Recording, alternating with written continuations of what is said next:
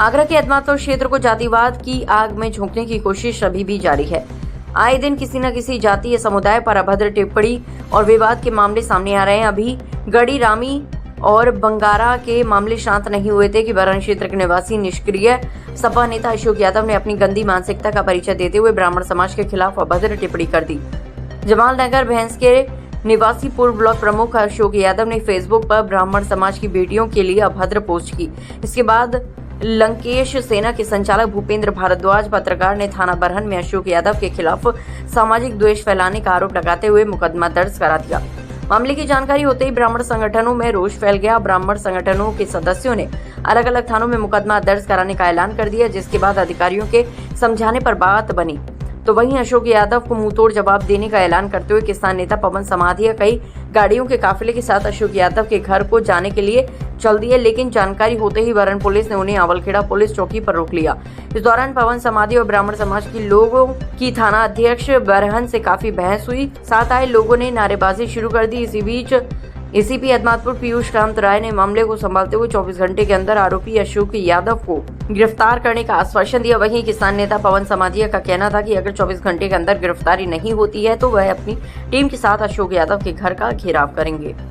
ऐसा है, कल रात को एक अशोक यादव नाम का व्यक्ति है, जलेसर रोड भैंस फाटक पर रहता है, जो बहुत बड़ा धूर्त आदमी है, जो अपने परिवार के पिताजी पर ही महिलाओं का आरोप लगाता रहता है, जो अपने भाइयों से लड़ता रहता है प्रॉपर्टी के लिए, जिसको परिवार नेगलेक्ट कर चुका है। ऐसा व्यक्ति ब्राह्मणों की बहन बेटियों के खिलाफ कल फेसबुक पोस्ट की थी कि ब्राह्मणों की लड़कियों का विवाह एससी के लड़कों के साथ कराया जाए, तब ये जातिवाद खत्म होगा। मैं कहता हूँ, तुमने अगर अपने परिवार से शुरुआत कर दी है तो हमें बताओ। अब पहले देख तो लें तुम्हारे यहाँ से शुरुआत हो गई है कि नहीं हो गई है। अगर इन्होंने अपनी बहन बेटियाँ भेज दी हैं एससी लड़कों के पास, तो हो सकता है ये सबसे चाहते हो, इनकी सोच ऐसी है, इनकी मनसा ऐसी है। तो अब मैं आपसे निवेदन करूँगा, मैं जब जा रहा था आगरा से आया हूँ, तो प्रशासन आवलखेड़ा चौकी पर मुझे इंस्पेक्टर साहब ने और एसीपी साहब ने आश्वासन दिया है कि हम 24 घंटे के अंदर इसकी अरेस्टिंग कर लेंगे। आपको अरेस्टिंग कराकर हम जवाब भी दे देंगे। इस पर मुकदमा कल रात को ही लिखा जा चुका है, भारद्वाज जी के द्वारा मुकदमा लगाया गया है। अगर 24 घंटे के अंदर अरेस्टिंग नहीं होती है तो मैं पुनः इंस्पेक्टर साहब को भी बता चुका हूँ, पुनः इसके घर पर जाऊँगा।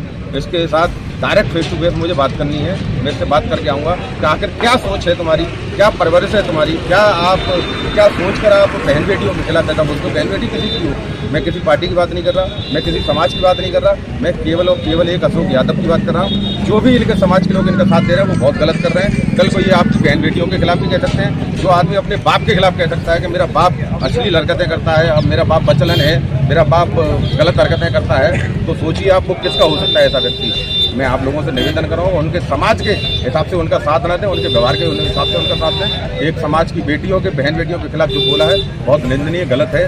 24 घंटे बाद अगर अरेस्टिंग हो जाती ठीक है, नहीं 24 घंटे बाद मैं पुनः इसके घर पर जाऊँगा। कार्रवाई न होने पर क्या प्रक्रिया रहेगी? कार्रवाई न होने पर मुझे इंस्पेक्टर साहब का भरोसा है, उन्होंने क्योंकि 2 घंटे के अंदर ही मुकदमा लिख दिया था।